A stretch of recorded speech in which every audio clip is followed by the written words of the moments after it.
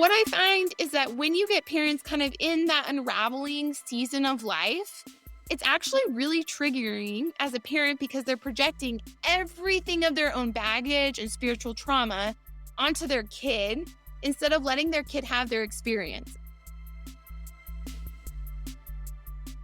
Well, friends, welcome back to the Space for Faith podcast, where we are reimagining the church for our current moment.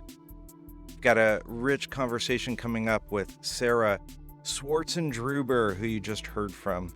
She is the co-pastor of Cascade PDX, and so we get to learn a bit about her church and some of their postures towards the work they do, which I found really compelling and helpful, and think that you will also.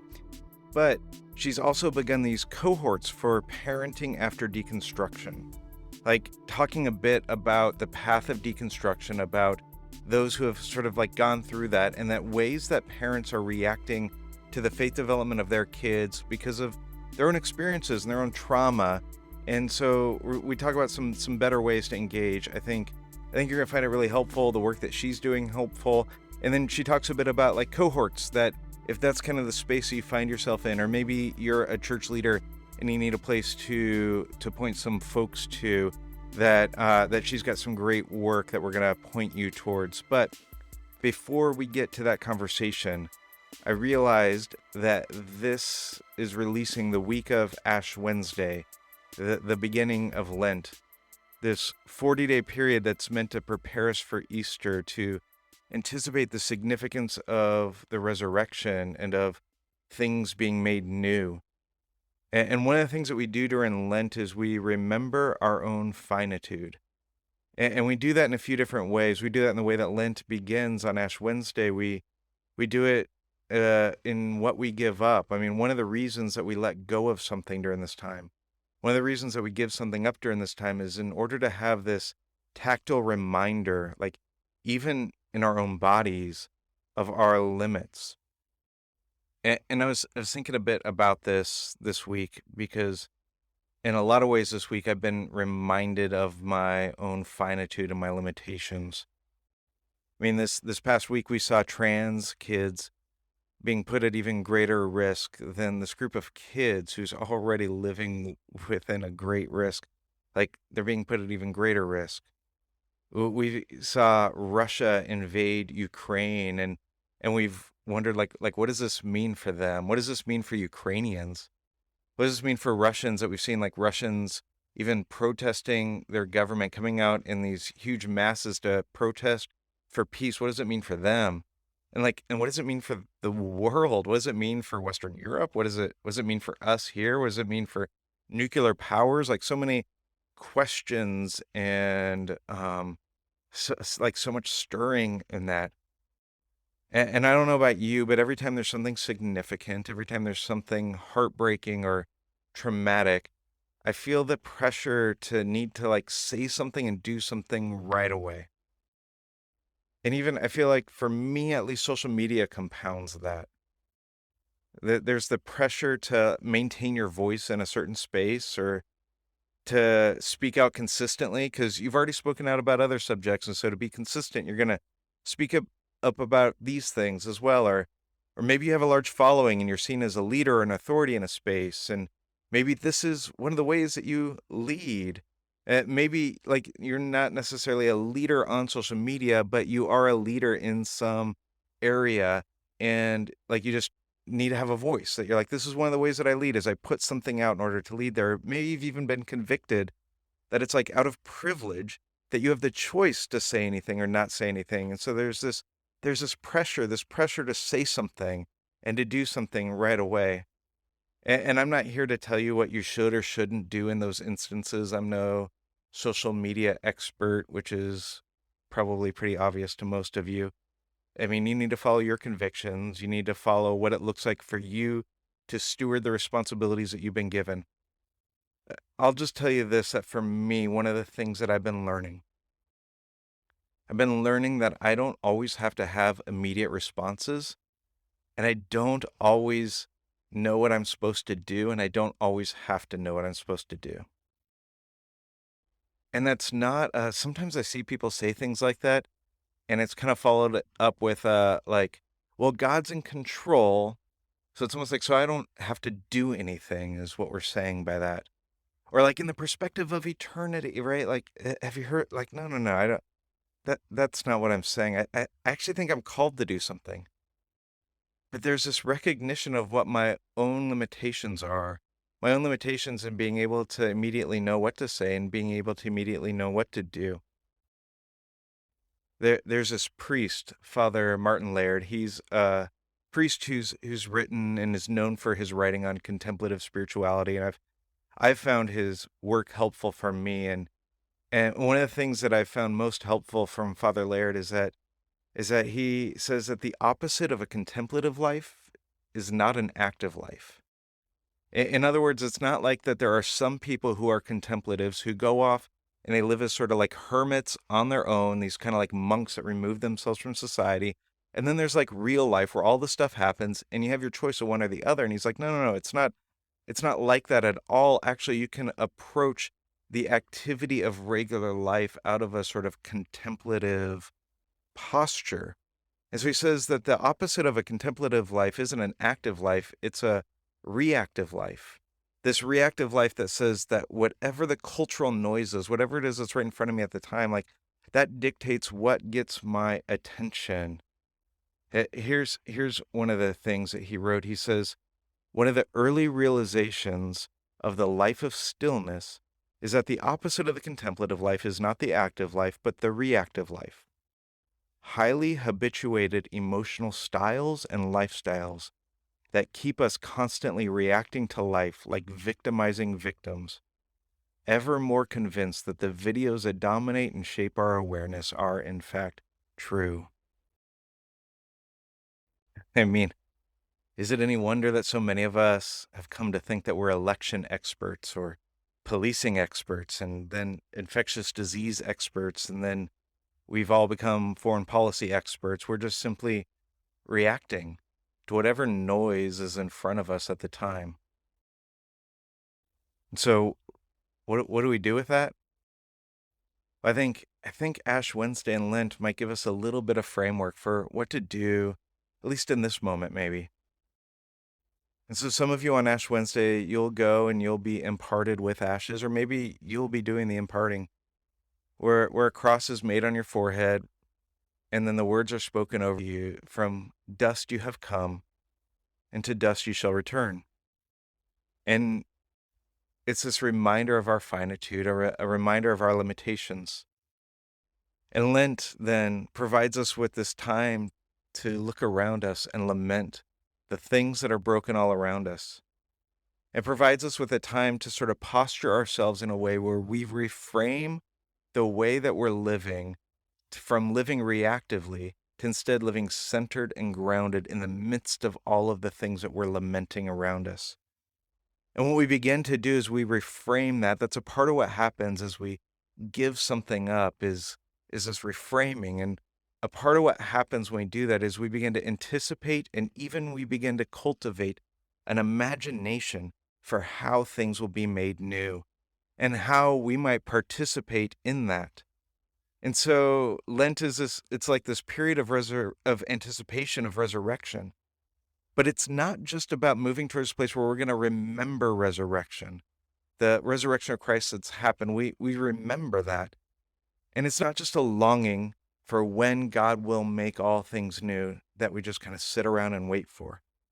But it's this kind of remembering and longing, this anticipation that's happening, that when it happens, it breeds an imagination for how things might be made new. And it breeds an imagination in us for how we might participate in that work. And so, friends, maybe this little like sermonette, it might just be for me, because I have realized like I need this reminder in the midst of all that's going on.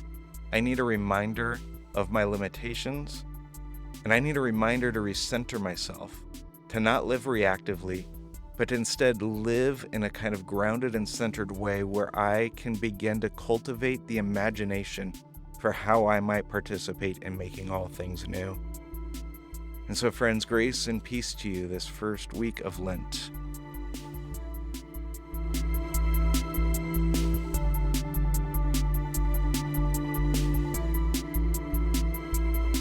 All right, friends, we are joined today with Sarah Swartzendruber. Did I get it? Ooh, you're nervous. You nailed it though. It was I good. did. I was a little nervous. And Sarah, this is the first time that we're getting to connect. We talked a little bit before we got on here, but this is fun for me for like getting to know you a bit as, all of the like tens of listeners get Yeah, to all the crazy. experience us getting to know each other as well. But so you are pastoring a church up in the Portland area, Cascade PDX. Tell me a little bit. I'm so curious to hear a little bit of your story of like, how did you get into pastoring? Like, what was your journey like? How did we were talking earlier that you went to school at APU and you're like, that was my first evangelical experience. I'm curious, like, Yeah. this is probably a lot of questions, but like, how, like, what was your experience of coming to faith and ending up as a female pastor? Yeah. So I got raised in a super religious family, and we were this interesting mix where my dad was a professor. And so we had this like university kind of energy in a family that asked a lot of questions, but also a family that like went to church every single Sunday. Like I wasn't going to have sex before I was married. Like my parents didn't drink alcohol for multiple reasons, but it just so we had this weird mix of like kind of like rule based, I would say, kind of like Christian rigidness, but also like pretty open, like big thinking. You can ask any question. So the story I always tell about my family, which I think kind of captures like how I got raised in this like denominational background, is we're driving home from church. I think I'm like 12 or 11, which matters to me based on brain development and what I'm asking at that point. I think it's like a moving point, but more to come on that. So Yeah. remember driving home and having this realization that no one in the car, like my mom and dad and sister, no one believed that Genesis 1 was a literal story. And like that I was like, for the first time, like, whoa, whoa, whoa. Like, we don't think it's a literal 7-day creation story in this family. And my dad's like, I mean, Sarah, like, what do you think? Like, I think there's science and evolution and God and, but that's like the house I got raised in. So I was like this interesting mix of like very religious, but also like we can ask any question, we can wrestle. Yeah. So I had wanted to be an elementary teacher since I was like in kindergarten because I was super passionate about teaching other people and I loved classroom settings. We've got a lot of teachers kind of in our families. And then I had a Spanish minor because I was going to go save the world with my whiteness and my Spanish minor. So that was like the plan of what I thought I was going to do with my life. Meanwhile, high school, some pretty influential things happened for me in terms of kind of our family and my sister's mental health. And church is a really important part of that conversation. And I think I started to look around and just realize that like my youth pastor was incredible and the church was incredible, but everybody was a man. And I just started to realize like what would it look like to have kind of female pastoral voices and yeah. So you start fast forwarding, I go to APU because they had incredible worship experiences and like my background is Presbyterian. So we did like an organ every Sunday, like a little white chapel kind of a church. And then like I walked into APU that had like incredible bands and like lights, like everything everybody critiques about evangelical experiences, like blew my mind. And so I go to EPU honestly because I wanted to kind of grow in my relationship with God. And I felt like this was the space to do that. Much my family really wanted me to go to Whitworth. Like that was heavy tension of like my dad and my mom and dad being like, have you read what they say? Like what their theology is? Like, do you realize what you're committing to? And I was like, it'll be fine. I can love my friends who are queer and be here. It'll be fine. But it's not fine. Like I go and it's totally stressful. Like I think by the end of college, I was super depressed because I really was confused. Like, how can I be me fully, who fully loves God and fully understands like that, who I think God created me to be? And also, like, I want to be in these spaces, but there's like stressful accountability language and like, there's all these 18-year-olds that have crazy theology and I've never heard any of this theology. And then they're like throwing that onto me. It was just like a lot happening kind of all at once. So, um, in the mix of that, I intern, I come back home in the summer, and I intern at a church up in Oregon, and it wasn't the church that I grew up in, but it's a larger non-denominational evangelical church in Portland that my youth pastor had transitioned to working at. And so I was always around youth ministry. I think the point is like I had done youth ministry forever. I just never thought that was going to be my job. And so entering my senior year of college, After interning, I just like start kind of like getting asked of like, what would it look like to come back home after you graduate and come be like our first female youth pastor? And I had literally no idea what I was signing up for, except for like, I really wanted to play capture the flag. And like, I figured I could go to camp and like, maybe I could run some great games. Like, I just like, I was so un, I just like, this was not going to be my life. And I promised my parents, like, I'd come back, I would like get closer to home. I was pretty depressed and figure my life out and then go back and be a teacher because that's what we had just paid all this money for me to go do. So, all that to say, that's how I get to Oregon. That's how I become a youth pastor. Um, and it just really took off from there. I gotta say, like, it just really, yeah.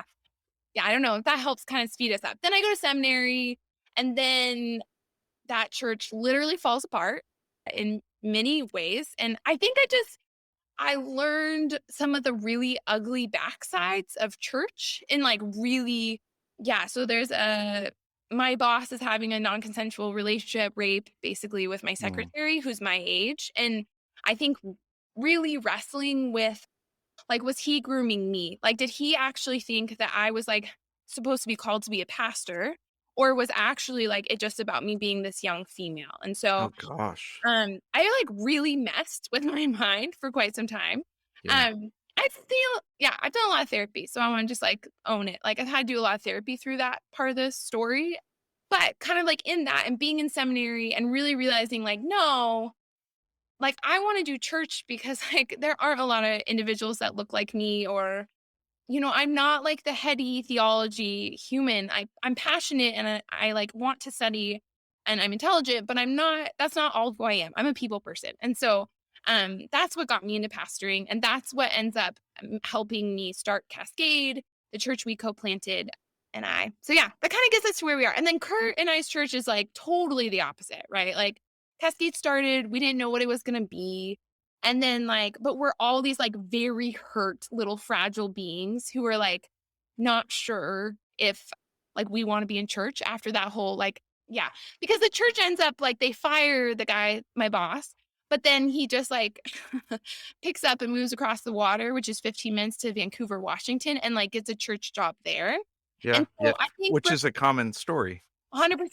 Yeah. right? And so it just, as being the female, it just made me like lose my mind of like, and coming from denominations, I'm like, this is how denominations do things better is like, they really, my experience of being denomination is like, they're going to take you through that process. And we didn't have a lead pastor at the time. I mean, there was just so many bad things. So all Yeah. that said, Cascade starts out of a lot of hurt and a lot of pain. And I didn't know what Cascade was going to be. And I didn't like being a pastor felt weird. Like, and it felt like hard to take on that identity. But to be a church planter, that's like next level. Like, who does that? And I was 25 and like I was co-pastoring and newly married. And it was really strange. So all that to say, Cascade is 7 years old. It's just literally the exact same age as my marriage. It's like just turned into this like beautiful, vibrant community. And it's nothing of what I thought it would be. It's like individuals who either like are their first stop back into church, maybe their last stop before they're out. It's a lot of like peace post evangelical kind of energy or not. Like just like this is who church is and I'm queer and I didn't know like there was no other churches for me. So that's kind of who we are and Yeah. yeah. I like that it's the first stop into church or the last stop out. I like that image a lot. That's really helpful. I'm so curious, and we're gonna get into folks that are listening. Sarah's doing some really great work around parenting after deconstruction, and that we'll want to get into that. But I want to hear a little bit more about Cascade. So I'm curious, like, how do you describe what's unique about you all? How do you describe your church to folks right now? Yeah, well, that's complicated, right? Because COVID has changed, Sure. Portland, Oregon. But I think what people assume with Oregon is that there's all these like really liberal churches, which is actually like the opposite of Portland. So Portland is a lot of like conservative churches that are like non-denominational. There's like a couple main ones. They're like really pushing against culture. And so like really behind on conversations with like LGBTQ and women in ministry. Like in the last year, one of them like started allowing women to be pastors and like still aren't elder, like just that kind of energy. So I think Cascade, we so when we leave that other church, I think what started to happen is we're looking around and we're like, okay, where do you want to go work right now in Portland? And I think the obvious kind of like hop would have been to one of those communities. But like as a female one, that's like not really an option. And then like two, I think there was kind of this trickiness around LGBTQ and like this doesn't like it doesn't make sense to me that you can't be included in church. And so then the option was like we could go denominational spaces.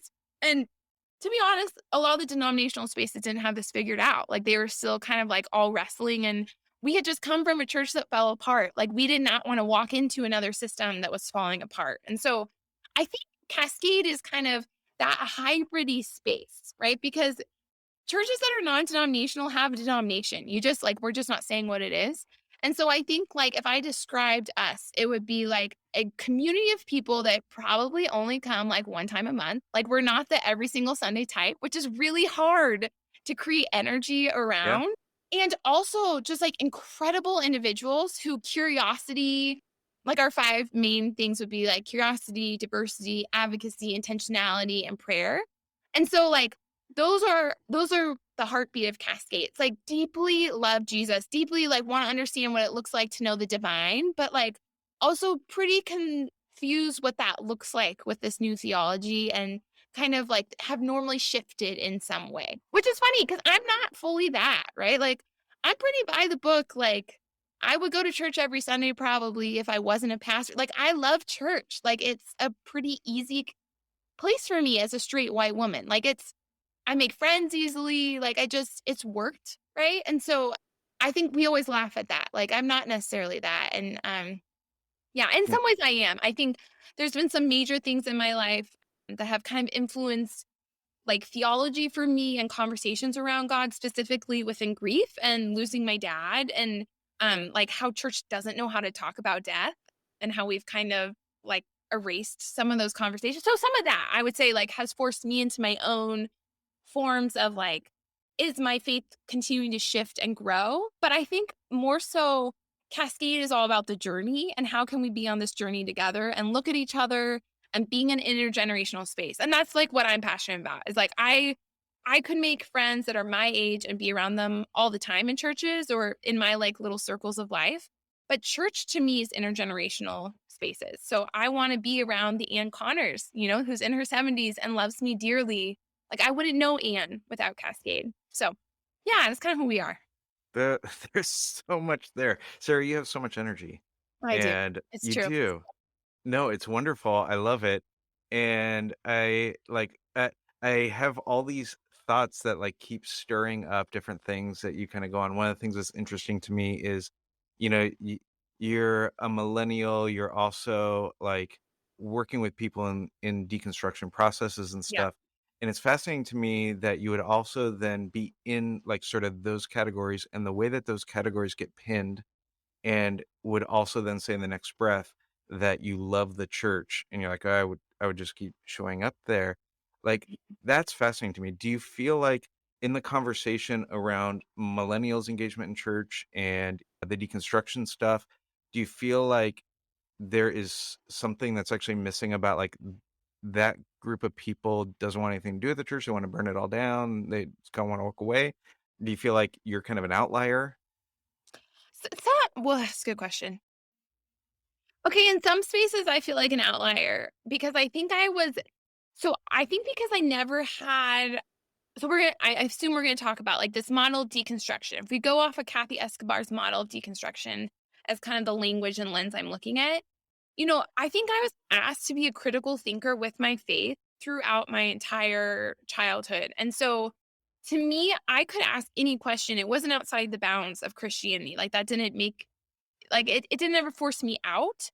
So I think for a lot of my peers, why it didn't work is they got handed something that if you ask questions or if certainty was taken off the table, then it didn't work anymore. And so I think that's where maybe I differ from Okay. peers. But I would also say, and I literally just taught this in a class to like college students, is like if you don't want to go to church and like you're in spaces that won't listen to you of like why you don't want to be there, like, I think our feet have voice. Millennials and like our younger generations, our feet have voices. So if you have not younger people in your churches, maybe you should start listening. Like, why do they not want to be there? What do they want to burn down? And I guess for me, that's like where that's what I'm interested in is that bridging work of like, okay, my friends don't want to be here because of X, Y, and Z. So like either we're gonna create a space that like I think gives room to X, Y, and Z, or they're not gonna be there. And maybe you should like look at your systems and power that are so threatened by those comments. So, and not that like millennials should rule the world. Like I'm not suggesting that. But I do think that like for me, when I listen to middle schoolers and high schoolers, that to me teaches me so much about my faith because they say something to me that I'm like, not sure I agree with that. And then it's like, okay, but why? What's happening? What's getting threatened? What am I needing to like look at power wise? And then like, why not?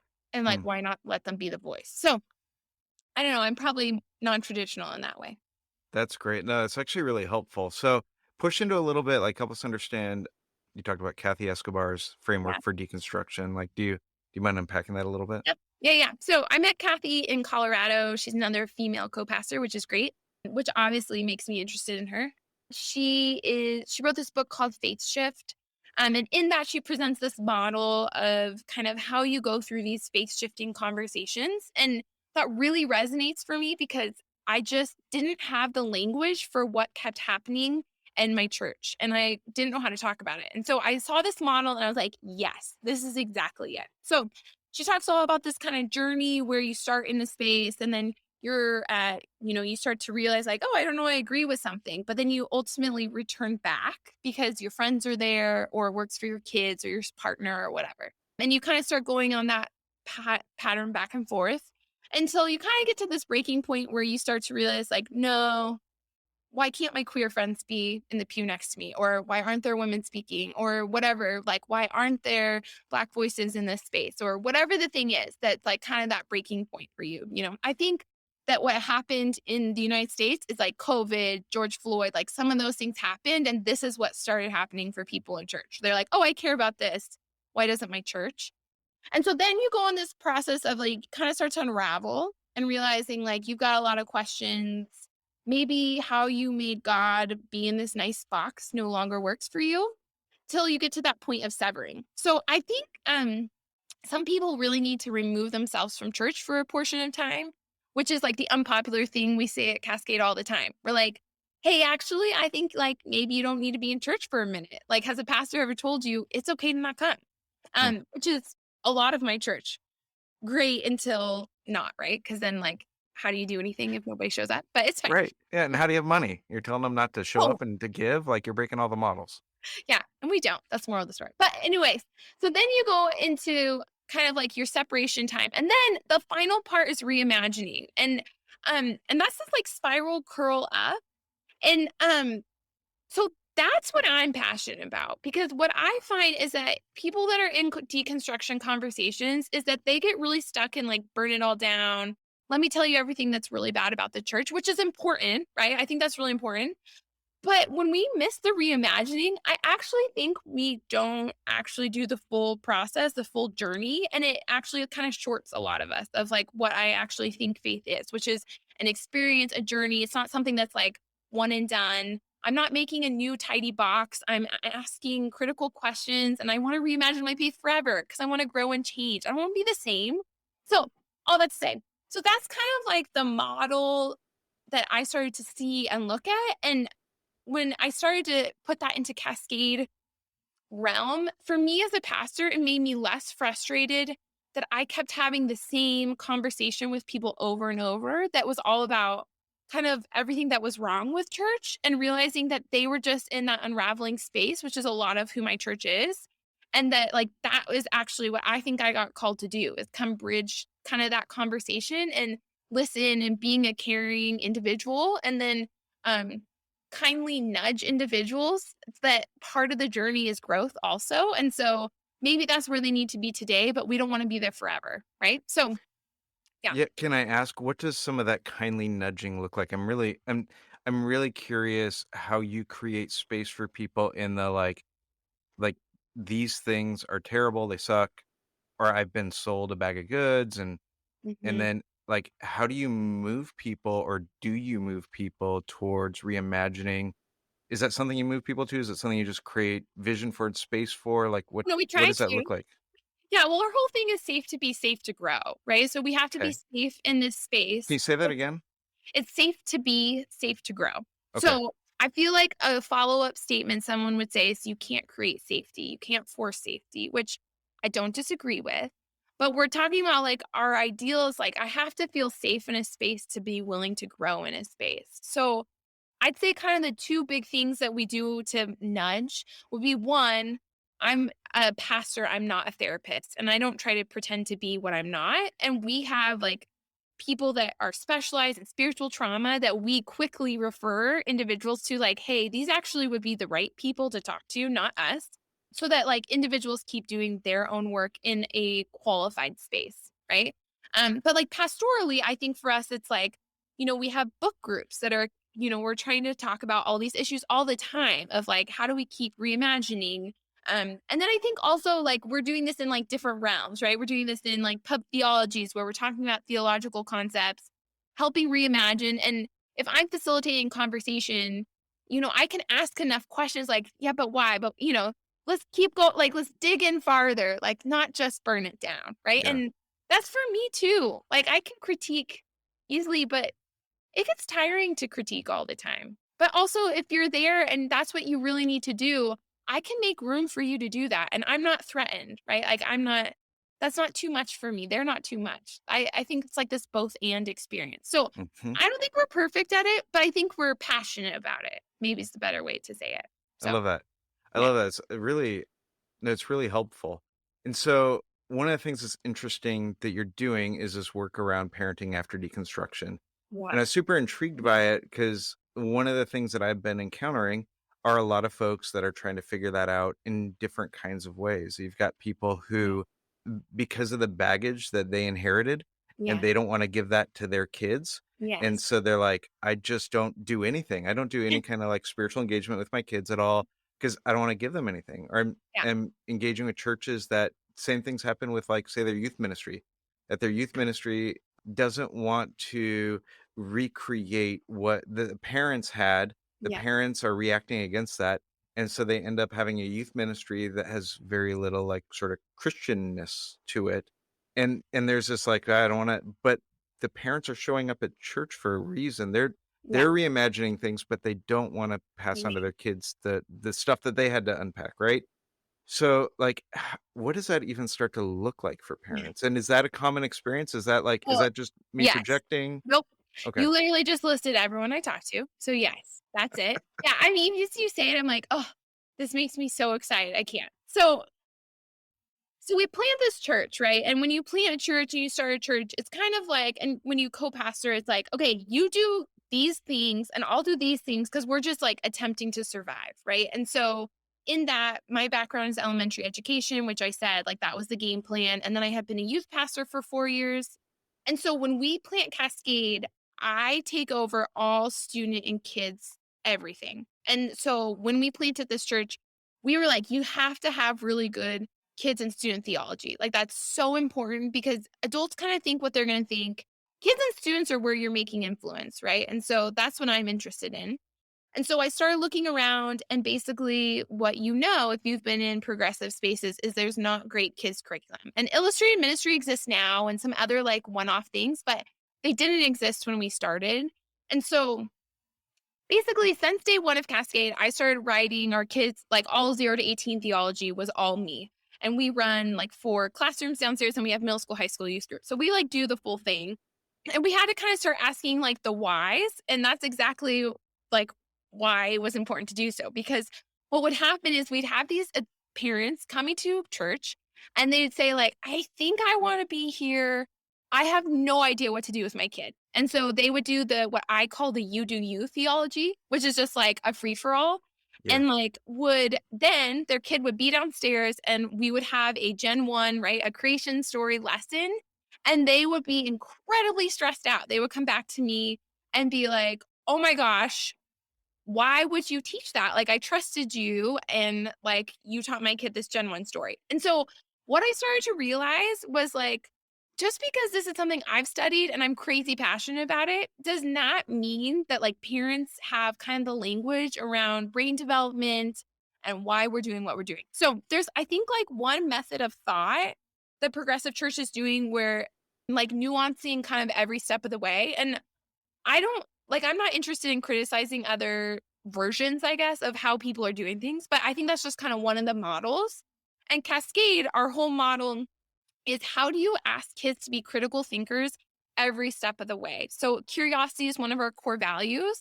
And so I'm asking kids for appropriate brain developmental levels, right? That like kindergartner, like under 7, kind of those ranges. If I begin to teach them a nuanced story, like they're concrete thinkers, they cannot hear a nuanced story. Right? That being said, using that same level of like Piaget and what we know about kids' brain development, we also know that kids before they're 13 hold better nuance than any adult, right? So I can teach a story like a literal Genesis story. I can engage kids by saying, using your skill of curiosity, what are some questions you have about the story? So I'm teaching it in kind of this traditional way. I'm not using scary words and I am tweaking language all the time. So I'm saying things like in the story, or like I'm giving permission that if you're listening to my words, I don't believe it's a literal story. And like you can kind of hear that come out. But I'm also not creating fundamental progressives. And that to me is so essential. Is that I want kids to learn how to be a critical thinker. I don't need them to think like I think, right? And so I So think can I ask, what would that look like if it was being approached from a fundamentalist progressive point of view? Well, I think it would be like, it has to be this. Like, it's like, it becomes like the same, like black and white thinking, but it's like, oh, it has to be nuance, or like, there's no way God could be even in the conversation. Like, it has to be evolution, or does that make sense? Kind of like Yep. that, like Okay. swing that starts to happen. And what I find is that when you get parents kind of in that unraveling season of life, it's actually really triggering as a parent because they're projecting everything of their own baggage and spiritual trauma onto their kid instead of letting their kid have their experience. And so, yeah, that's a class. I mean, we hit, there's so much to say, but yes, There's that's, so much. I know. I think like there's so much research behind this. Like there's so much, I think that's critical. Yeah, so I think it's not necessarily like I'm not reading a literal kids Bible a lot of the time. I'm telling the story because there aren't a lot of great kids Bible, but as we both know, Book of Belonging is coming out in the next couple of years, and that's going to be a great kids Bible to read, right? It's gonna be Uh, great, but we gotta wait like another like year and a half or something, Feels like 10, right? but Is that what it more is? each or whatever. But yeah, so I think like kind of finding the resources and then just really engaging curiosity. And then we do it right, like in ways that we want kids to engage with their brains, but also having fun. Like it's not like it's very probably like Montessori-esque, right? Like we're doing lots of levels of engagement. So it's not just my auditory learner. But yeah, I don't know how we got here, but yes, that's kind of like how you talk to kids and think about like deconstruction, but then I think kind of the first step and what our cohort does is it really says like, where are you at in your journey? Like, let's acknowledge where you are. Let's put you where you are on this, like kind of on the literal diagram. Like, where are you at with deconstruction? Yes, that word is triggering and means a lot, but like, let's identify where you think you might even be and take some space for that. And maybe permission for the first time to say that you are in an unraveling place and that's okay. But that's really threatening if you've been told your whole life, like, I have to think this way and I can't unravel, that's often threatening in relationships and there's just so many levels because I want to do that work before we talk about kids so that we can think about why is that triggering me? What happens for me? And then I think it's like, yes, let's talk about how to nuance theology and own that our kids have been given really like white, kind of poor theology over time. Like, let's own all the things about Christianity that's crummy, right? Like this nationalistic like energy. So we can hybrid. We can talk about, environmentalism when I'm talking about Genesis. Like I can actually focus on the earth and how we take care of the earth. But I'm still going to teach the story to those young concrete brains because of brain development and like what's appropriate for them. So Yeah. Yeah. Oh my gosh.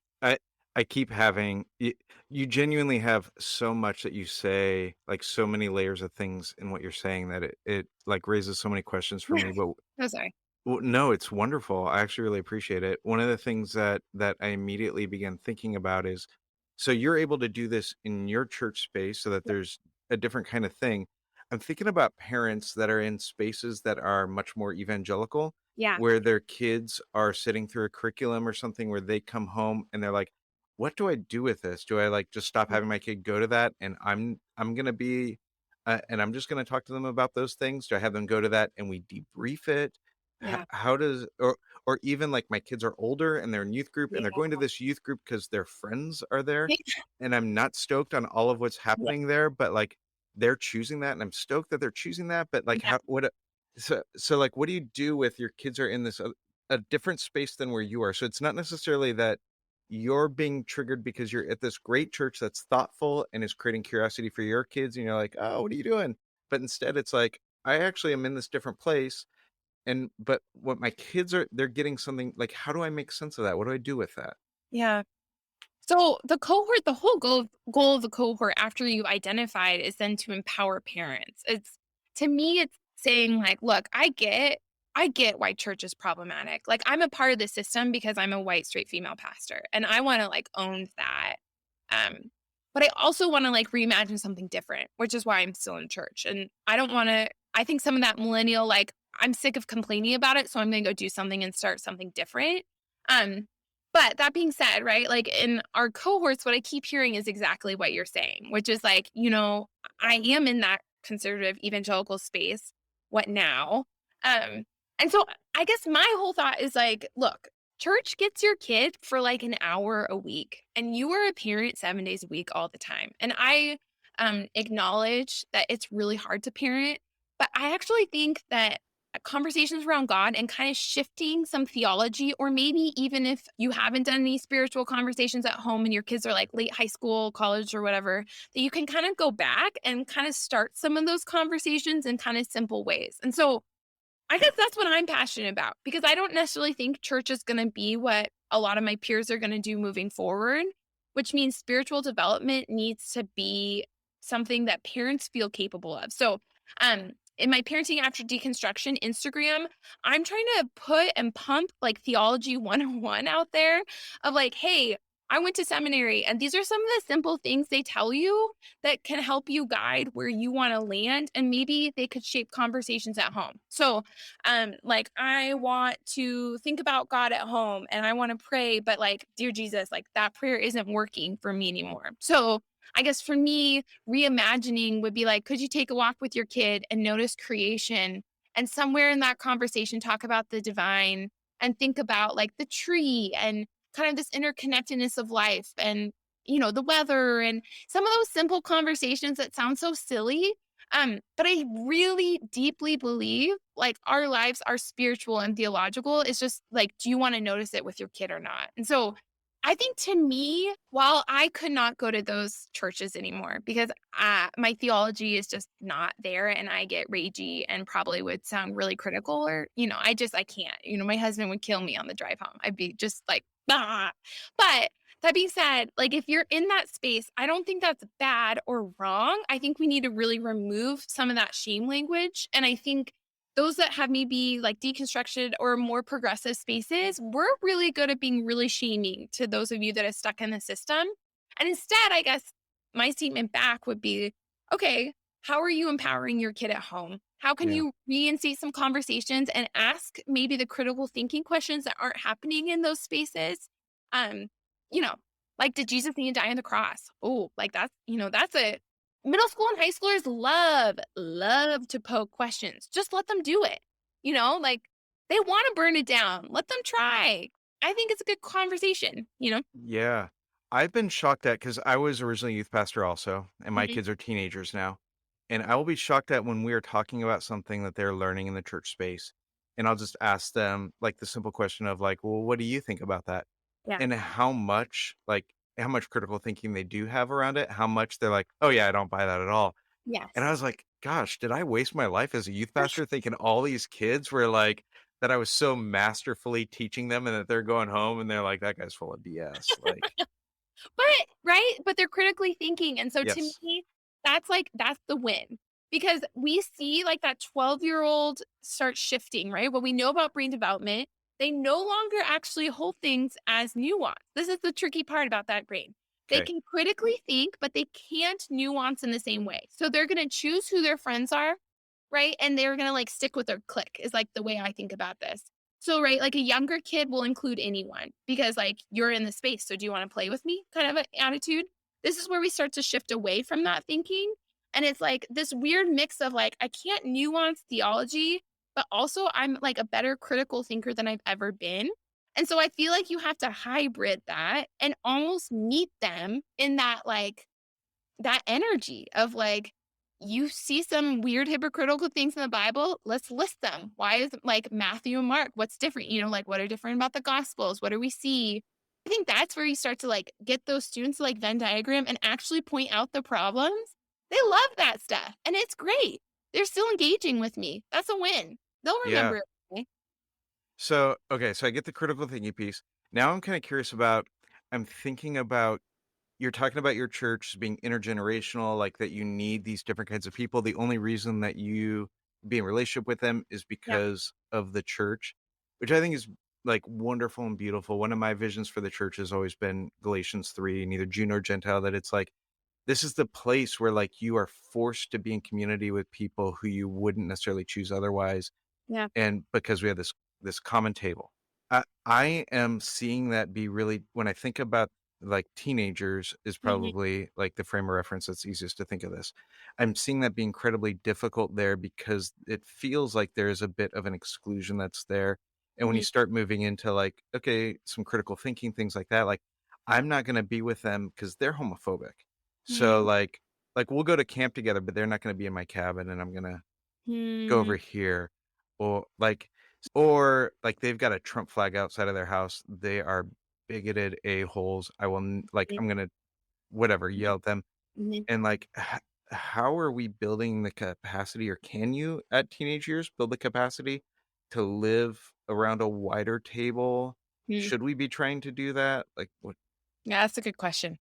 I think 2 things, right? I think number 1, so my first gut leaning would be, there's a lot of spaces and churches for those that identify, what I would say in more, um, unsafe circles of, so to me, like, there's a lot of room for, these are blanket statements, so I wanna be really Sure. careful, but, Yeah. like, for, like, that Republican bigoted, like, that kind of, like, that strong right-leaning energy of, like, you can't be queer. There's a lot of churches that, like, allow those spaces, so I guess on one side, I would say, me personally, I'm interested in creating safe spaces.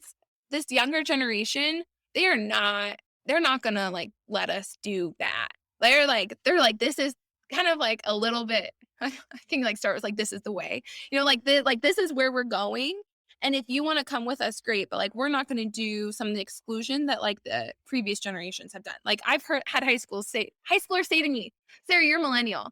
Like, you guys are the worst." I'm like, "Oh, love you so much," right? But so I think there's that, right? Of, like, how do we create actually safe spaces, knowing that there's a lot of safe spaces for that other model.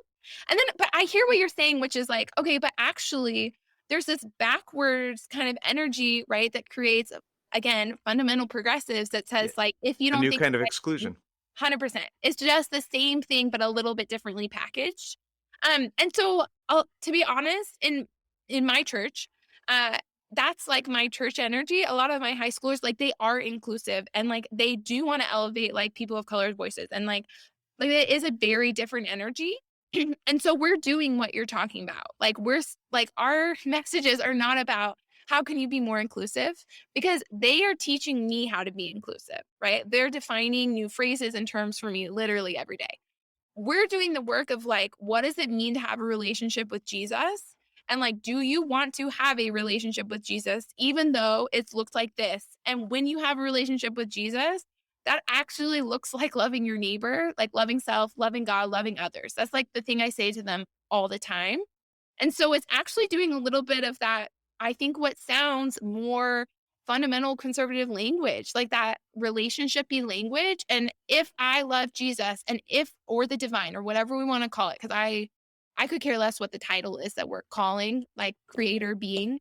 Um, if I actually love God and I'm committed to that lifestyle, I think it changes how you live. And we talk about that all the time. So to me, that means that like I'm not going to yell at that person and I'm not going to cuss them out, even though I think they're doing destructive things. That doesn't mean I'm encouraging like destructive relationships in terms of like, I'm never saying like, I don't think you should be in a relationship with an abuser, right? If you're not in a safe Sure. situation, you should not be there. But I think more so what we're talking about is like, how do you love your neighbor? And I think that's critical and is the only thing that's going to move us forward. So, Yeah.